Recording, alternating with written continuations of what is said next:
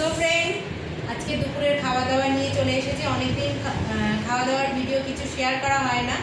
তো যাই হোক, কী কী রান্না করেছি একবার দেখে নাও। আজকে মাছ টাছ কিছু আসেনি, তবুও অনেক কিছু রান্না হয়েছে। তো এখানে দেখো আছে পটলের খোসা বাটা। এই যে দেখো, পটলের খোসা বাটা চিংড়ি মাছ দিয়ে করেছি। দুটো চিংড়ি মাছ দিয়েছি।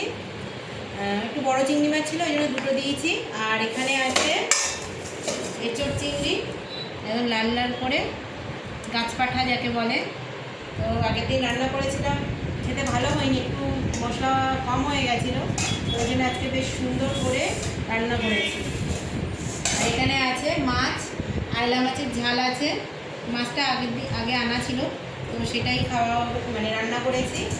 আর এখানে আছে স্যালাড, হচ্ছে লেবু, লঙ্কা, পেঁয়াজ, শসা, আর এখানে ভাতটা বেড়ে নিই। তো চলো খাওয়া দাওয়া করবো। তোমরা আজকে সানডেতে কী খাওয়া দাওয়া করলে আমাকে অবশ্যই কমেন্ট করে জানাবে। তো চলো, টাটা।